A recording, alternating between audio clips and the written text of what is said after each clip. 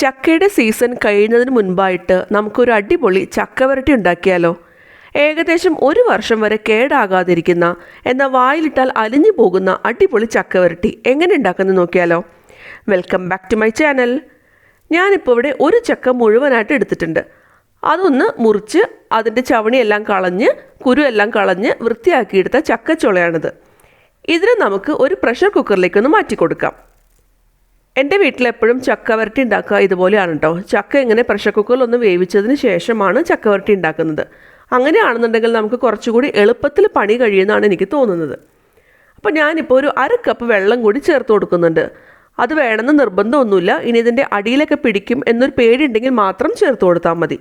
ഇത് നമുക്ക് ഒരു വിസിൽ വരുന്നത് വരെ ഒന്ന് വേവിച്ചെടുക്കാം. ആ സമയം കൊണ്ട് നമുക്ക് കുറച്ച് ശർക്കര പാനി ഉണ്ടാക്കണം. ഞാൻ അതിന് വേണ്ടിയിട്ട് 1 കിലോ ശർക്കര ഒന്ന് പൊടിച്ചത് ഒരു പാനിലേക്ക് ചേർത്ത് കൊടുക്കുന്നുണ്ട്. ഇതിലേക്ക് 1 കപ്പ് വെള്ളം കൂടി ഞാൻ ചേർത്ത് കൊടുക്കുന്നുണ്ട്. ഇനി ഇതൊന്ന് മിക്സ് ചെയ്ത് കൊടുക്കാം. എന്നിട്ട് തിളച്ച് വരുന്നത് വരെ ഒന്ന് വെയിറ്റ് ചെയ്യാം. ഈ ശർക്കരയൊക്കെ ഒന്ന് തിളച്ച് നന്നായിട്ട് ഉരുകി വരുന്നത് വരെ നമുക്കൊന്ന് വെയിറ്റ് ചെയ്യണം. ഇപ്പോൾ ഇതാ ശർക്കരയൊക്കെ നന്നായിട്ട് ഉരുകി വന്നിട്ടുണ്ട്. ഇനി നമുക്ക് ഫ്ലെയിം ഓഫ് ചെയ്യാം. എന്നിട്ട് ഇതൊന്ന് അരിച്ചെടുക്കണം. എന്നിട്ട് ഒരു സൈഡിലേക്കൊന്ന് മാറ്റി വയ്ക്കാം.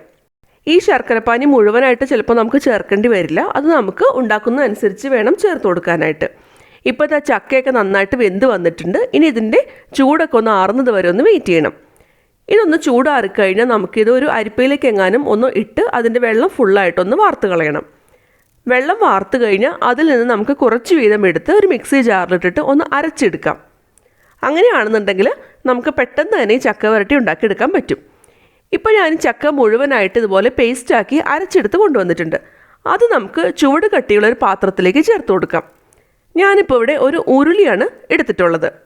ഉരുളി ഉള്ളവർ ഉരുളി തന്നെ എടുക്കാനായിട്ട് പ്രത്യേകം ശ്രദ്ധിക്കണം കേട്ടോ. ഇനി ഇതിലേക്ക് നമ്മൾ നേരത്തെ അരിച്ചു വെച്ചിട്ടുള്ള ശർക്കര പാനിയുടെ പകുതി ഒന്ന് ചേർത്ത് കൊടുക്കുന്നുണ്ട്. എന്നിട്ട് നന്നായിട്ടൊന്ന് മിക്സ് ചെയ്തെടുക്കാം. ചക്കയുടെ മധുരം അനുസരിച്ചിട്ട് നമ്മൾ എടുക്കുന്ന ശർക്കര പാനിയുടെ അളവിലും വ്യത്യാസം വരും. അതേപോലെ തന്നെ എടുത്തിരിക്കുന്ന ശർക്കരയുടെ ഗുണവുമൊക്കെ അനുസരിച്ചിട്ടും വ്യത്യാസം വരും.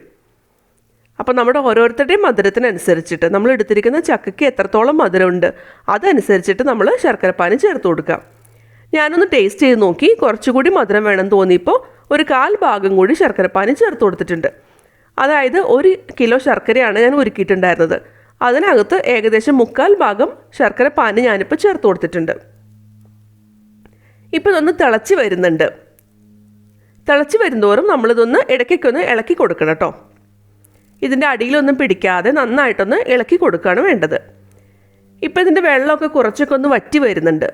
ഇങ്ങനെ വെള്ളം വറ്റാനായിട്ട് തുടങ്ങുമ്പോൾ അടുപ്പിച്ച് തന്നെ ഇളക്കി കൊടുക്കാനായിട്ട് ശ്രദ്ധിക്കണം. കഴിവതും കൈ എടുക്കാതെ ഇളക്കി കൊടുക്കുക. ഇനി ഇതിൻ്റെ അടിയിലൊക്കെ പിടിക്കുകയാണെന്നുണ്ടെങ്കിൽ നന്നായിട്ടൊന്ന് മിക്സ് ചെയ്തെടുത്താൽ മതി, കുഴപ്പമൊന്നുമില്ല. ഇത് അത്യാവശ്യം ഒന്ന് വരണ്ട് വന്നു കഴിഞ്ഞാൽ അതിലേക്ക് 3 ടീസ്പൂൺ ഡാൽഡ ഞാൻ ചേർത്ത് കൊടുക്കുന്നുണ്ട്. ഡാൽഡയ്ക്ക് പകരം നിങ്ങൾക്ക് വേണമെന്നുണ്ടെങ്കിൽ നെയ്യായാലും ചേർത്ത് കൊടുക്കാം. ഇനി നിങ്ങളുടെ കയ്യിൽ നെയ്യുമില്ല അല്ലെങ്കിൽ ഡാൽഡ ഒന്നും ചേർക്കുന്ന ഇഷ്ടമില്ല എന്നുണ്ടെങ്കിൽ വേണമെന്നുണ്ടെങ്കിൽ വെളിച്ചെണ്ണയായാലും ചേർത്ത് കൊടുക്കാം, കുഴപ്പമൊന്നുമില്ല. ഇനി നമുക്ക് വീണ്ടും നന്നായിട്ട് ഒന്നും കൂടിയിട്ടൊന്ന് മിക്സ് ചെയ്യാം. ഇനി ഇത് മീഡിയം ഫ്ലെയിമിൽ വെച്ചിട്ട് വേണം ഒന്ന് വരട്ടിയെടുക്കാനായിട്ട്. ഇല്ലെങ്കിൽ പെട്ടെന്ന് തന്നെ അടിയിൽ പിടിക്കാനൊക്കെ ചാൻസ് ഉണ്ട്. ഇത് വീണ്ടും ഒന്നും കൂടിയിട്ടൊന്ന് തിക്കായിട്ട് വരുമ്പോൾ ഞാൻ വീണ്ടും 2 ടീസ്പൂൺ ഡാൽഡ കൂടി ചേർത്ത് കൊടുക്കുന്നുണ്ട്. ഇനി നമുക്ക് വീണ്ടും ഇതുപോലെ നന്നായിട്ടൊന്ന് വരട്ടിയെടുക്കണം. ഇനി നമുക്ക് ചെറു തീയിൽ വെച്ചിട്ട് വേണം കേട്ടോ വരട്ടിയെടുക്കാനായിട്ട്. ഇതിൻ്റെ കളറൊക്കെ ഒന്ന് മാറി ഒരു ബ്ലാക്ക് കളറൊക്കെ ആയിട്ട് വരുന്നത് വരെ നമുക്കൊന്ന് വരട്ടിയെടുക്കണം. നമ്മൾ എടുത്തിരിക്കുന്ന ശർക്കരയുടെ ഗുണം അനുസരിച്ചിട്ടും ഇതിൻ്റെ കളറിൽ വ്യത്യാസം ഉണ്ടാവും കേട്ടോ. ബെല്ലമൊക്കെയാണ് ചേർക്കുന്നതെന്നുണ്ടെങ്കിൽ ഇത്രയും കളറൊന്നും കിട്ടാനായിട്ട് ചാൻസ് ഇല്ല. ഇപ്പോൾ ഇത് ചക്ക വരട്ടി ഏകദേശം ഒന്ന് റെഡി ആയിട്ട് വരുന്നുണ്ട്. ഇത് പാത്രത്തിൽ നിന്ന് വിട്ട് വരുന്ന ഒരു പരുവമായിട്ടുണ്ട്. ഇതൊന്ന് ഉരുണ്ട് വരുന്ന ആ ഒരു പരുവം, അല്ലെങ്കിൽ ഇത് നമുക്ക് ഇളക്കാനൊക്കെ ഒരുപാട് പാട് വരുന്ന ആ ഒരു പരുവമാണ് ഇതിൻ്റെ കറക്റ്റ് പാകം എന്ന് പറയുന്നത്. ഇനി നമുക്ക് ഫ്ലെയിം ഓഫ് ചെയ്യാം. വേണമെന്നുണ്ടെങ്കിൽ നിങ്ങൾക്ക് നെയ്യ് തടവിയ ഒരു പാത്രത്തിലേക്ക് ഇത് പകർത്താം. എന്നിട്ട് ചൂടാറിക്കഴിഞ്ഞാൽ നമുക്കിത് മുറിച്ചെടുക്കാം, ഹൽവയൊക്കെ മുറിച്ചെടുക്കുന്നത് പോലെ. പക്ഷെ ഞാനിങ്ങനെ ഇതുപോലെ ചെറിയ ഉരുളകളാക്കി ഉരുട്ടിയെടുക്കുകയാണ് ചെയ്യുന്നത്. എൻ്റെ വീട്ടിലൊക്കെ ഇങ്ങനെയാണ് കേട്ടോ ചക്ക വരട്ടി സൂക്ഷിച്ച് വെക്കാറ്. നമ്മുടെ ടേസ്റ്റി ആയിട്ടുള്ള നല്ല സോഫ്റ്റ് ആയിട്ടുള്ള ചക്ക വരട്ടി ഇവിടെ തയ്യാറായിട്ടുണ്ട്. ഇത് എത്ര നാൾ വേണമെങ്കിലും കേടുകൂടാതെ ഇരുന്നോളും. നല്ല എയർ ടൈറ്റ് കണ്ടെയ്നറിൽ നമ്മൾ സൂക്ഷിച്ച് വെച്ചാൽ മതി. അതുപോലെ നമ്മൾ എടുക്കുമ്പോൾ കയ്യിലൊക്കെ നനവൊന്നും ഇല്ലാതിരിക്കാനായിട്ട് പ്രത്യേകം ശ്രദ്ധിക്കണം. അങ്ങനെ നമ്മൾ സൂക്ഷിച്ച് ഇത് വെക്കുകയാണെന്നുണ്ടെങ്കിൽ കുറേ നാൾ, ഏകദേശം 1 വർഷം വരെയൊക്കെ കേടാവാതെ ഇരുന്നോളും. അപ്പോൾ ഇതുവരെ ചക്ക വരട്ടി ഇതുപോലൊന്ന് ട്രൈ ചെയ്ത് നോക്കിയിട്ടില്ലാത്തവർ ഒന്ന് ട്രൈ ചെയ്ത് നോക്കിക്കോളൂ കേട്ടോ. എല്ലാവർക്കും ഇഷ്ടമാവും. ഈ സീസണിലെ ചക്ക കഴിയുന്നതിന് മുൻപായിട്ട് എല്ലാവരും ഒന്ന് ഉണ്ടാക്കി നോക്കണേ. ഉണ്ടാക്കി നോക്കിയിട്ട് നിങ്ങളുടെ അഭിപ്രായമൊക്കെ എന്നെ അറിയിക്കാനായിട്ട് മറക്കരുത്. ഈ വീഡിയോ ഇഷ്ടമായെന്നുണ്ടെങ്കിൽ ലൈക്ക് ചെയ്യാനും കമൻറ്റ് ചെയ്യാനും ഷെയർ ചെയ്യാനും മറക്കരുത്. ഇനി എൻ്റെ വീഡിയോ നിങ്ങൾക്ക് ഇഷ്ടമായില്ല എന്നുണ്ടെങ്കിൽ ധൈര്യമായിട്ട് ഡിസ്ലൈക്ക് ചെയ്തോളൂ. വീണ്ടും വേറൊരു അടിപൊളി റെസിപ്പിയായിട്ട് അടുത്ത വീഡിയോയിൽ കാണാം. ബൈ.